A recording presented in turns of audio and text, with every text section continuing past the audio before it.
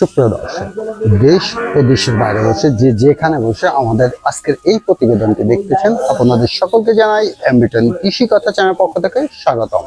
প্রিয় দর্শক, আজকে আমি চলে আসছি একটি দীর্ঘদিনের যে খামার, আমরা জেনেছি 34 বছর ধরে এই খামারটি চলতেছে।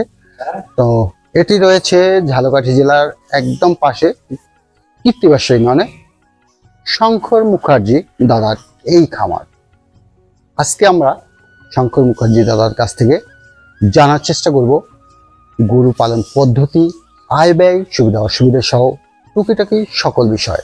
আর এই পুরো প্রতিবেদন জুড়ে আপনাদের সাথে থাকছি আমি মানিক বিশ্বাস, ক্যামেরায় রয়েছে গৌরব বণিক। প্রিয় দর্শক, আমি যে কথাটা আপনাদের বলেছি যে 34 বছর ধরে যে খামারটি গড়ে তুলেছেন সেই ব্যক্তির সাথে আমরা কথা বলতে যাচ্ছি। তো দাদা, এমবিটেন কৃষি কথা চ্যানেল পক্ষ থেকে আপনাকে অনেক অনেক শুভেচ্ছা। কেমন আছেন? ভালো আছি, আপনাকে ধন্যবাদ। দাদা, আমরা শুনে এসেছি যে এই খামারটি আপনি 34 বছর ধরে তিলে তিলে গড়ে তুলেছেন। হ্যাঁ, আমরা দুই ভাই, আমরা 5 ভাই, তার মধ্যে 2 ভাই এই খামারটি পরিচালনা করি। আমার ছোট ভাই ভাস্কর মুখার্জি, সে অ্যাক্সিডেন্ট পেয়ে তার 2টা পা হারায়। তখন আমরা 2 ভাই চিন্তা করি যে এই ভাইকে নিয়ে কি করব। তখন আমরা সিদ্ধান্ত নিই, আমরা এই খামারটা সৃষ্টি করি। 90 সালে আমরা মূলত এই খামারটিকে বাণিজ্যিকভাবে আমরা এই সৃষ্টি করি। সেই হইতে এই 34 বছর আমাদের এই খামারটি আছে। এই 34 বছরে অভিজ্ঞতায় আমরা এই যে করোনাকালীন সময় এবং ইউক্রেন রাশিয়ার যুদ্ধের অজুহাত হোক বা বাস্তবতা হোক, সেই হইতে আমরা এখন চরম দুরবস্থায় আমরা আছি। খাদ্যের মূল্য মারাত্মক আকার ধারণ করছে এবং লেবার এই কাজ কেউ করতে চায় না, লেবার পাওয়া যায় না, খাদ্যের সংকট। তাই আমরা এই খামারটি আস্তে আস্তে আমরা বন্ধ করার দিকে আগাইতেছি। আমার এক সময় 150-200 গাভী ছিল, আজকে সেইখানে 40-50টায় আমার আসছে গেছে। আমরা এখন আর এই খামার পরিচালনা করতে পারতেছি না। গরু মোটা তাজাকরণ বা মাংসের জন্য যে গরু, সেইটা এখন কতিপয় লোকের হাতে চলে গেছে। আমরা একটা গরু 1.5 লাখ টাকা খরচায় যখন সৃষ্টি করি, বাজারে গেলে 1 লাখ টাকাও দাম পাই না। কিন্তু দেখা যায় 1.5 লাখ টাকার গরু তারা 20 লাখ, 50 লাখ, 1 কোটি, 1.5 কোটি টাকায় বিক্রি করে। সেইখানে এই প্রতিযোগিতায় এই যে আমরা এই খামারিরা টিকতে পারতেছি না তাদের সাথে। যারা টাকার মালিক, যারা অবৈধ টাকা বা যাদের কাছে টাকা আছে, তারা তাদের নাম প্রচারের জন্য হোক, যেভাবেই হোক, তারা সেইখানে দৌড়াইতেছে। যাদের গরুর ওইভাবে প্রচার আছে, ওইভাবে দাম নিতেছে, তারা এইটাকে পছন্দ করে। আমাদের মতো প্রান্তিক খামারিদের কাছে তারা আসে না এবং এই টাকায় তারা গরু কিনতে চায় না। তারা কেনে 2 লাখ টাকার গরু 2 কোটি টাকায় কিনা তাদের নাম প্রচার করার জন্য আজকের প্রতিযোগিতায় মানুষ নামছে। আমরা প্রান্তিক খামারিরা আর আমাদের এই খামার ধরিয়ে রাখার অবস্থায় আমরা নাই। দাদা, আমি এই দেখেছি আপনার 2টি শেড এই মুহূর্তে রয়েছে। তো এই 2টি শেডের ভিতরে আপনার কিছু মহিষ রয়েছে। তো আপনি এই মহিষটা কবে থেকে আমি খামারে তুলেছেন? আজকে প্রায় 15 বছর আগে আমি চাপাই নবাবগঞ্জের দালালের মাধ্যমে, যারা ইন্ডিয়া থেকে গরু মহিষ পাচার করে আনে, তাদের সাথে আমি যোগাযোগ করিয়া তাদের সাথে আমি চাপাই নবাবগঞ্জের বর্ডার থেকে আমি তাদের সাথে ভিতরে, ইন্ডিয়ার ভিতরে যাই এবং আমি মহিষ দেখাই দিই, বাচ্চা সহ মহিষ। প্রথম আমাকে ওই দালালরা 2টা মহিষ এনে দেয়। তারপরে আমি আস্তে আস্তে মহিষ নানান সংগ্রহ করি, ইন্ডিয়ান মুরা জাতের মহিষ, দুধের মহিষ। আমি এই প্রায় 15 বছর আমি এগুলো সংগ্রহ করি এবং পালতেছি দুধের জন্য। মানে মহিষ আসলে একটা মহিষ কতটুকু দুধ দেয় আর কি? হয়েছে যেখানে গরুর দুধের পার্সেন্টেজ হয়েছে 3.5 হইতে 4% ফ্যাট, সেখানে মহিষের প্রায় 9% ফ্যাট। 1 কেজি দুধে আমি 3.5%, 4%-এর বেশি গরুতে পাইতেছি না, সেখানে আমি 9%-এর উপরে পাইতেছি মহিষে। আমি মহিষ থেকে 12 লিটার হইতে 15 লিটার তোমায় দুধ পাইছি। আমার এই মহিষ আমি নিজে গিয়া কিনে আনার জন্য আমি ভালো ভালো মহিষ বাচ্চা কিনে আনতে পারছিলাম, এবং আমার মহিষ ভালোভাবে বাচ্চা দিত, ভালোই করতো। এবং মহিষেরই হয়েছে যে মহিষের রোগ ব্যাধি কম, খাদ্য খরচা কম, এবং এই মহিষ ইন্ডিয়ান যে মুরা জাতের মহিষ, এগুলো হয়েছে গরুর মতন সেটে পালা যায়, বাইরের দরকার হয় না, এগুলো কম জল পালা যায়। আমাদের দেশের মহিষ যেখানে খালে বিলে পালতে হয় সেখানে এদেরকে সেটেই পালা যায়। 2 বেলা তাদেরকে পানি দিয়ে গোসল করাইলেই চলে। আসলে মহিষের দুধ আমাদের এই অঞ্চলে চাহিদা কেমন? না, আমাদের এখানে মহিষের দুধ ওভাবে বোঝে না, অনেকে বোঝে যারা তারা নেয়, অন্য ওভাবে বোঝে না। যেমন মিষ্টি দোকান বলে যে ছানা শক্ত হয়, তারা বোঝে না। মহিষের দুধ হইছে নিরাপদ দুধ, মহিষের মাংস নিরাপদ মাংস। গরুর মাংসে যেখানে কোলেস্টেরল আছে সেইখানে গরুর দুধেও কোলেস্টেরল আছে, সেখানে মহিষের দুধে কোলেস্টেরল মুক্ত এবং মাংস কোলেস্টেরল মুক্ত। কিন্তু আমাদের দেশের মানুষ এটা বোঝে না। এখানে গরুর মাংসে মহিষের মাংস গরুর মাংস হিসাবে বিক্রি করে, আর মহিষের দুধ গরুর দুধ বললেও বিক্রি করতে হয়। যেহেতু আমাদের অঞ্চলের মানুষ এইটা অভিজ্ঞ না, তারা বোঝে না যে মহিষের দুধ নিরাপদ, মহিষের দুধ ভালো, মহিষের মাংস ভালো। সেইটা না বোঝার কারণে আমরা মহিষের দুধের দাম, মহিষের মাংসের দাম সঠিক পাই না।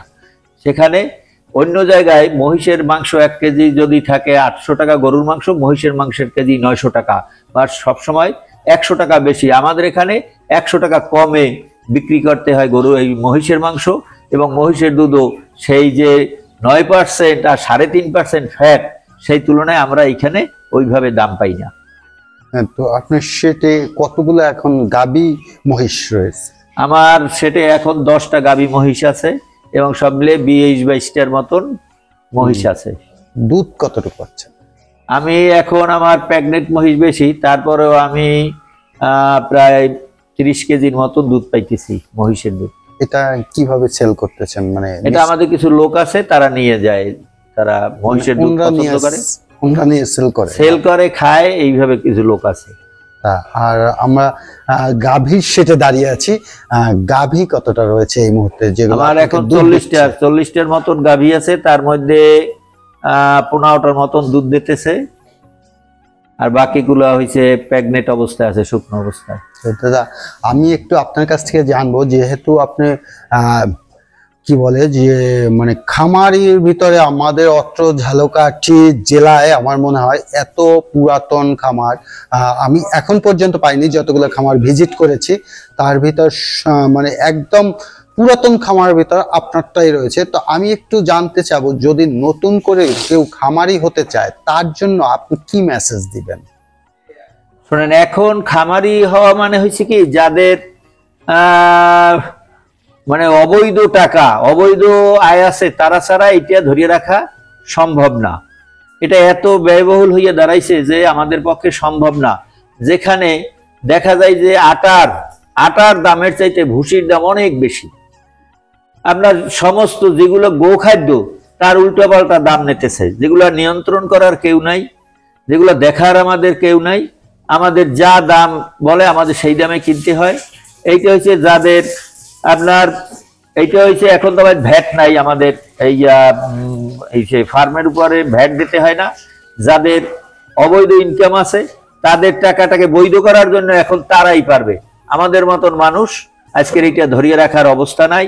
তাই যাদের ওইভাবে আয় আছে তারা করবে, আমাদের মতন মানুষ আর মাঠে থাকতে পারবে না। তো আপনি একবার বলেছিলেন যে আসলে আপনি খামারটা বন্ধ করে দিতে চাচ্ছেন।